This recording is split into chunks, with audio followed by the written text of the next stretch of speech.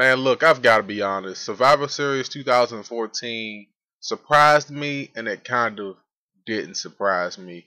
I'm not going to run through all the matches because not all the matches are important. You know how it is with a WWE pay-per-view, and it was supposed to be free.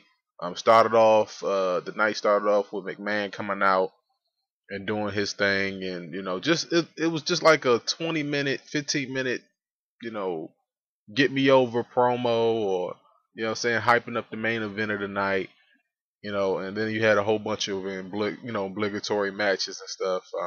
The match that kind of got me the maddest, or the two matches that got me the maddest, and I hate to say it like this, it's got to be the Diva matches, man.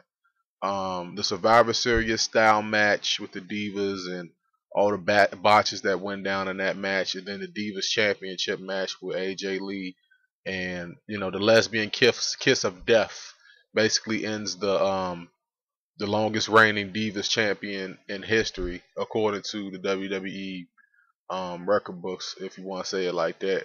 Um, there's just stuff like that during the night.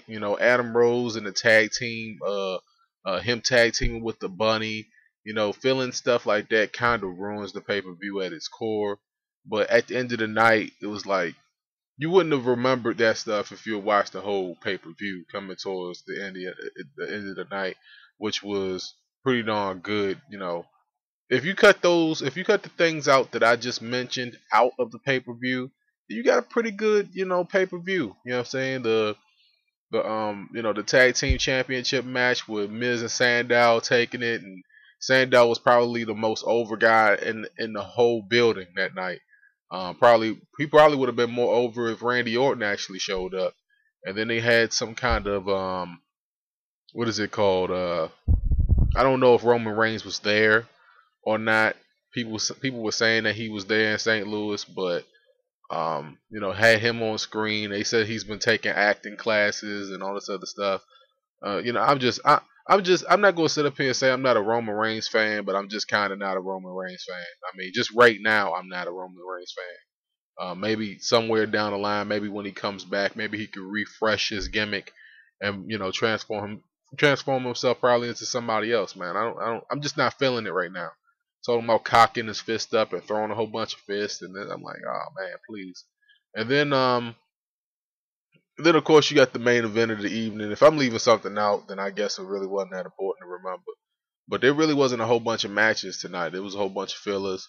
Mark Henry gets knocked out by Big Show. You can kind of see that coming with the feud and everything that they had, and then a couple of other eliminations going back and forth. You can kind of get a feel from the promo in the beginning of the show that it was not going to be one of your typical mail it in, WWE screw job finishes. It wasn't going to be one of those things.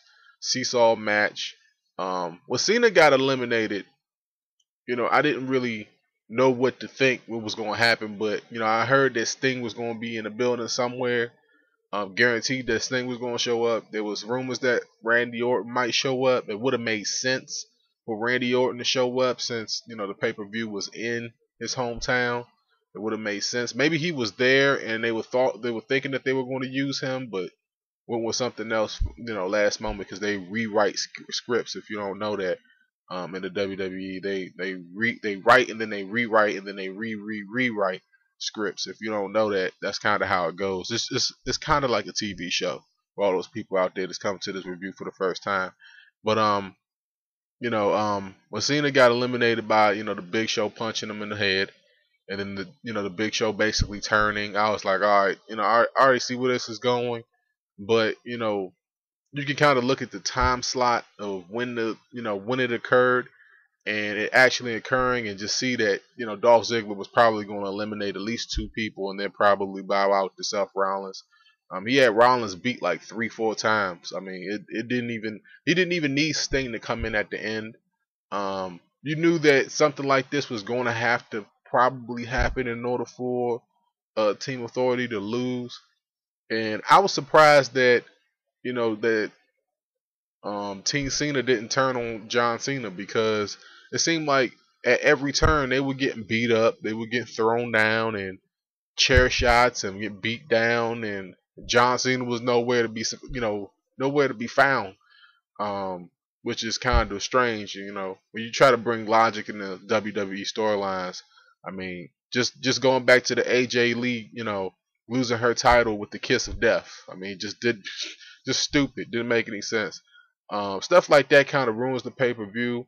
Overall, the main event match gets a pretty darn good rating. The pay per view overall, I can't give this pay per view above an 8, so I'll give it an 8. You know what I'm saying? With Sting showing up, and that's something that's just a fresh, old face, and in a new setting is something that I really wanted to see. I'm a big fan of Sting and his career. He's basically on the twilight, so every time you see him in this type of capacity, is always good to see him. He can still go. I wouldn't say that. I probably put him in probably the Undertaker category, where he can still go, but you don't want to see him go every week. I'm just going to say it like that. But this might be leading towards a Triple H versus Sting match. I don't know. It plans to see. You can also expect to see Seth Rollins versus Randy Orton probably in the next 2 to 3, 4 weeks. I don't know if Randy Orton is still filming his movie, but that's a possibility. Doing a whole bunch of talking. Like I said, the pay-per-view overall, I give it an 8 out of 10. Like, just stupid stuff. The bunny and Adam Rose on the pay-per-view. This might be free for some folks, but it's not free for other people. I'm just saying, because you're still paying for those subscribers. And speaking on the WWE Network, before I wrap up this review of the Survivor Series 2014, add older content. You know what I'm saying? I mean, there's only so many times that you guys can throw the Attitude Era at us. All right. Add in older content. Add in old content. You know what I'm saying? That's the type of stuff I want to see. I don't want to see stuff I basically seen back in '98. I don't want to see that. Put old school stuff on there. These guys have the vaults. They can put this stuff on there, but they just refuse to do it. Maybe it's server size. Maybe they don't have large enough servers to fit all of that data, and they'll probably gradually put that stuff on there. But that's probably my biggest criticism of the WWE Network. Love NXT. The pay per view wasn't that bad. It wasn't bad at all, for real. Especially with the ending. But I'm doing too much talking. It's the WC. I'll see you guys next time.